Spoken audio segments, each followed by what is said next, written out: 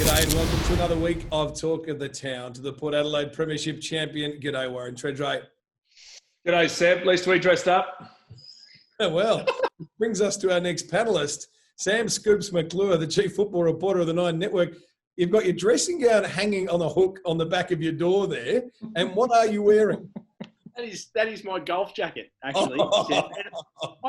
I'm just trying to stay real. I'm trying to connect with the people. Here we are in the middle of a pandemic. Hang on. You had a crack at me for not having a collar and called me Don Johnson last week, and I was quite happy with that. But you look like the fifth wiggle. Warren, that's because you were trying too hard, as opposed to what I'm doing. You know what? I'll find something. You too. Least I was trying. Old Sammy Feathersword Treaders says he wants to connect with the people. This is the man who brought oysters to the table during our very first episode. Yeah, and has since had oysters and since buys his beautiful partner, I assume, at coffee. He plays golf with Sam Groff. He's a dead set flog. Good to have you back, Sam. There we go. All right, good to be back. Yep. No, I'm glad that I'm sitting in my my study wearing a blazer. That makes absolute sense. Now I like it. All right, well, our program will be the same length as always this week, but the AFL's shortened quarters, a massive talking point. All anybody wanted to talk about over the weekend was footy played over 16-minute quarters. Treaders, do you like it? I don't mind it. The reason why we've got 16-minute quarters, we all know why. We didn't think we were going to get games away. We thought players would have to turn around and play more games in a shorter space of time. And you know what? We're a pack of whingers who are never happy, and we want this perfect product, which is high scoring, and we never have a bad thing. We don't like sling tackles. We are as soft as butter, and it's pathetic. Okay, well, let's talk about Thursday night, Sammy. A 94-minute match of AFL football. Now, That's too short, isn't it? Yeah, I mean, I didn't like how short it was. The whole round felt short. You can still I understand that the principle as to why the AFL are doing it if they have to play games with short breaks. I reckon in a few weeks, unless something changes with COVID-19, and fingers crossed, touching wood that doesn't happen. But I think we'll go back to 20-minute quarters. That's what I'm hearing from inside AFL House. But most players admitted, privately that it was too long. Too short. A couple even admitted that. Publicly, like Jack Rewald, Adam Treloar on Thursday night. But yeah, I mean, a little bit on what Treaders was saying.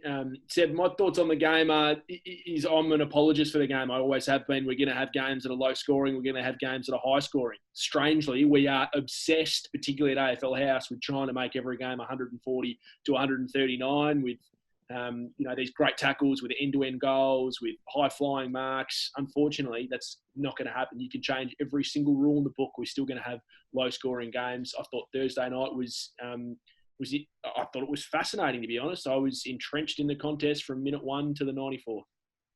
Well, and also too, boys, take this further. If the AFL wants to keep messing with the game, changing rules, changing interpretations, what's going to happen?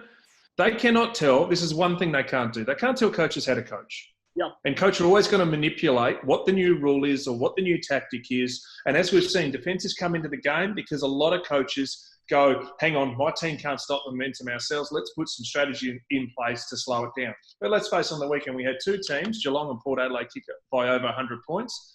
I don't mind the 16-minute quarters. And yes, I want it to go back to normal next year. But I don't think you can change it mid-year. I don't think you can change it after 2 rounds, because where's the competitive advantage? We also know that, some teams are going to play home, some teams are going to play away, some are going into hubs. We've got enough unevenness in this comp. Let's just stick with 16 minutes. The downside is scoring's not as high, but TV ratings are through the roof. So I'm not sure what they're really concerned in, because at the end of the day, I think red time is what separates some teams and others. We're not getting as much red time because we're losing 6 minutes a quarter plus that time on period for it. And deep in games, it comes down to 2 things: execution, under fatigue, and pressure. If they can do that, teams win and score. If not, they can't. It's still going to separate the best from the rest. And I think what we've seen over the first, particularly the second round of football just gone, we've got some pretty close games that may not have been that way if we had extra time anyway. You're making good sense this week, Treaders. It's great to see that the collar's having a positive impact. Thank you, and I can go now. I've done my work. No, we've got a bit more we need to extract from you yet, Treaders. So, can I just for a second? When you say we will revert back to 20 minutes, are you saying that'll happen this season? I think it will. Yeah, I think we'll go back to 20 minutes if we have another 3 or 4 weeks with the games staying as they are. And, if there's no more spanners thrown in the works by the West Australian government. It seems like South Australia and Queensland are opening up a bit if we don't have a second spike in some of the states. If normality continues to return on a linear basis, I think Seb will go back to 20 minutes in 2020. That's what I'm hearing. Okay. I can see it is animal menagerie return. Oh, no, the zoo is back. Okay. The zoo is The back. dog's barking now. Hang on. Oh, no. We lost Sam in the opener. Now, Tredders is going to feed some schmackos to his pooch. I'm trying to do a I'm back. All right, I'm good. strangling her under the table, kindly. We needed you for this segment because we're going to talk about the state of South Australian football, and I think people care more about what you have to say about that than Sam or I. Want to get to the social club soon too. We've got a social club you don't want to miss. That's coming up later. But right now, we've got Port Adelaide on top of the ladder. Adelaide in 17th place. The Power knocking off the Crows by 75 points on Saturday night. Tredders, you were there and you must have enjoyed it. Well, normally I'd say yes. I enjoyed the fact that Adelaide kicked the first 2, Port kicked the next 4, but then all of a sudden it was 4 turned into 8. And the game was almost totally uncompetitive. So I know the fans, the 2,000 fans, I think 1,400 were Port fans, certainly would have enjoyed it and been bragging all week long, provided they can get back into their workplace. But for me, it just showed how far behind the Adelaide Crows really are. You know, they had a stage where they had the ball and they had a wing. They dropped the ball, Port ended up got it, and they were just an absolute mess. And the biggest issue is Matthew Nicks is not coaching tactics now. He's trying to coach effort. And that's an indictment on your footy club. And I think a lot comes home to roost, how they've extended contracts beyond players that they're worth. You know, Josh Jenkins is getting paid by the Crows to play elsewhere at Geelong. Eddie Betts at Carlton.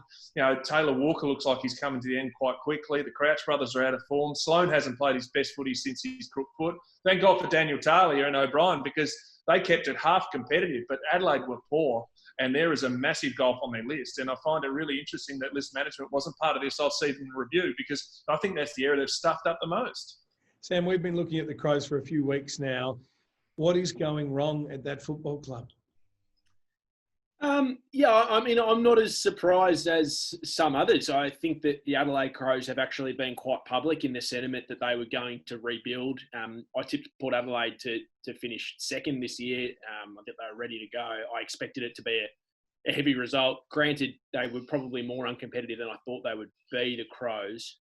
But Tredders, you know, we look at sport and we look at life sometimes in swings and roundabouts. And I just go back to that decision from Rory Sloane to knock back a 5-year contract from the Saints to stay loyal to the Crows, which I think was an amazing decision from him out of loyalty. And you can understand why. And the Crows were a force at that stage. And, you know, the Saints were right at the bottom of the ladder. Now we've played 2 games, but the Saints look like they're on the right track up and the Crows look like they're going back to the draft.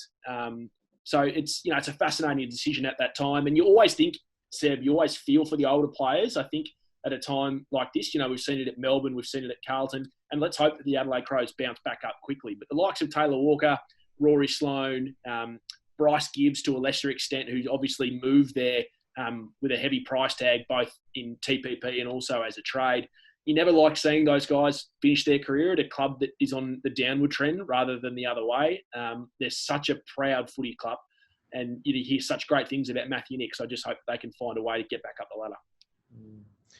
Interesting situation. Tredders, is there anything you want to add before we move on from the state of South Australian footy? No, well, Port are flying. The Crows are struggling. Well, it wasn't so long ago it was round the other way. So I think from Port's perspective, I just heard Sam say he thinks Port will finish second. They haven't really been tested so far. The Suns didn't rock up in the first half when they played them in round 1, 9 weeks ago. And Adelaide certainly didn't rock up on the weekend, bar the first 5 minutes of play. So I think the good thing is the senior players at Port Adelaide are actually being invigorated by the youngsters. Because you look at Rosie Dursma Butters and even Georgiadis, who didn't play on the weekend with a bit of a calf injury. But a few players, certainly the young ones, are really pushing the senior players to say, hey, these are the standard. If you're not good enough, you're going to fall off the perch pretty quickly and we'll take your spot. So Ken Hinckley's got him going well. And at the moment, he looks like he's certainly going to hit his trigger of playing finals. But it's all very early at this stage. Seb, just before we move on from Port Adelaide, Tredders, one of your former teammates, the games record holder at the club, the man that you actually left out of the top 50 players of all time at Port Adelaide, Kane Courts. He got in the 50, you idiot. His brother was just in front of him in the 20s. He actually has been on my back for probably the best part of a year that Carlton made a mistake by not drafting Connor Rozee at pick 1. Now, he was pick 5, so there were 4 other players ahead of him. He thinks he's that far and beyond a better player than Sam Walsh. He's been talked about as a guy that, could go down as a really good player for Port Adelaide when his career does, in fact, come to an end. We've got 15 years before that happens. What have you seen in him? Is he ultimately a mid, and does he have that something special that's being talked about? I think he's as close to Dustin Martin as you can get in the comp. And I compare him to what Robbie Gray's done. Robbie Gray's been arguably one of the greatest players Port Adelaide's ever had. I think 3 or 4-time best and fairest, definitely a 4-time All-Australian. The only thing missing is success from the ultimate premiership. But I look at what Rosie can do and Robbie can do. Robbie's probably slightly more nimble in the forward line, but Rosie's a contested marker, which Robbie has never been. So I think the world's his oyster. Certainly from what you hear, he's great temperament. He works really hard. He'll potentially be a leader down the track, even though they're probably earmarked Dersma as probably more of a captain. But the simple argument of comparing players, I think, is just ridiculous. Sam Walsh is going to be a great player for Carlton. We'll know in hindsight whether he's going to be as good as Rosie, but who suggested if Carlton took Rosie, he'd be going this well this early? I think Port's probably got more senior players who are helping him, letting him fly, certainly a little bit under the radar from a performance point of view because he doesn't get tagged every week.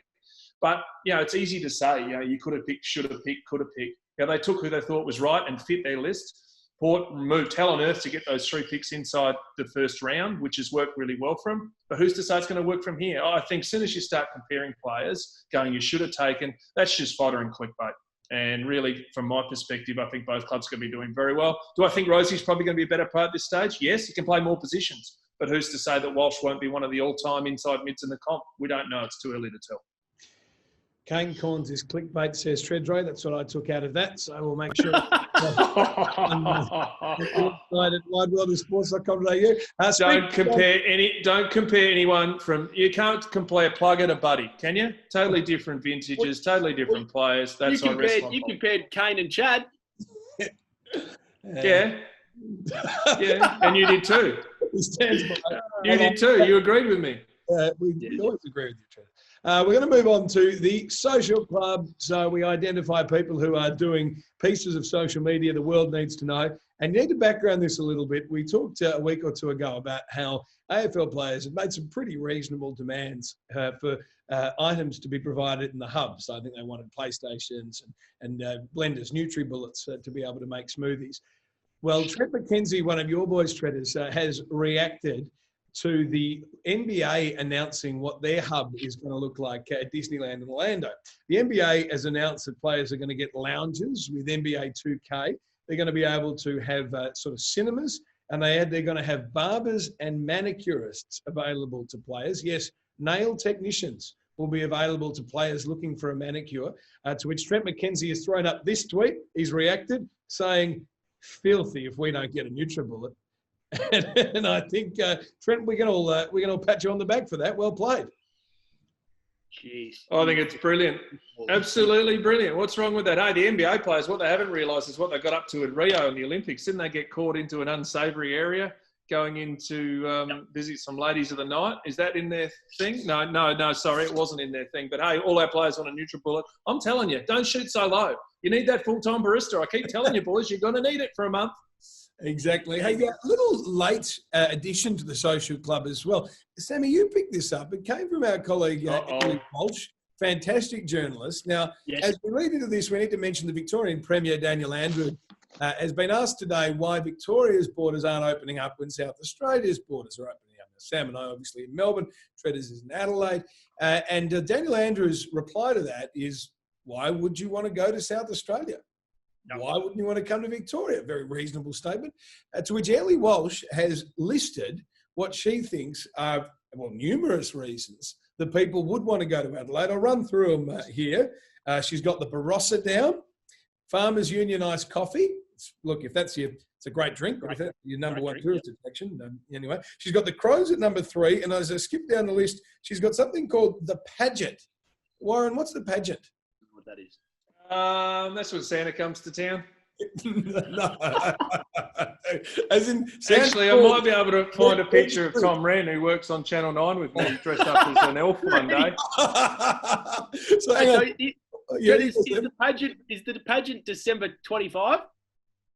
I don't know. No, it's before then. It's when he comes to town, mate. He goes into the North Pole or wherever they call it in town. I haven't been there since my dad carried a ladder and I was 6, mate. So this is a big deal. There is a big event. One of the biggest events of the year in Adelaide is when... Hey, the Nine Network put it on their coverage. It goes into every state. So don't try and make out, got no idea, mate. I've seen you dressed up as an elf before. Or at least I thought that's what you were doing. Santa was broadcast on TV. Yes. Yep, a full broadcast. Kate Collins and Brenton Raglas, our presenters here, actually do a commentary. I take a sickie every year, so I don't have to do it. What do they commentate? All the floats. But Seb, the funny... There you go, boys, look. I know. Tommy Wren. Dressed up with Santa. Oh, look at him. You are kidding. Elves are taller than that, Tom. Rennie, I'm staying out of this. Yeah, even more. Look. Oh, no. Oh, he has lent into Christmas. Well done, Tommy Wren. Oh, well, look at Airlie. Airlie's great too, so thank you for that list, Airlie.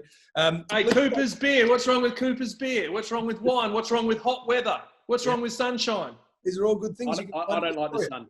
I don't like the sun. I try to stay. That's right. Freckled blokes don't like the sun. I forgot that. Is that why you're dressed in your doona before?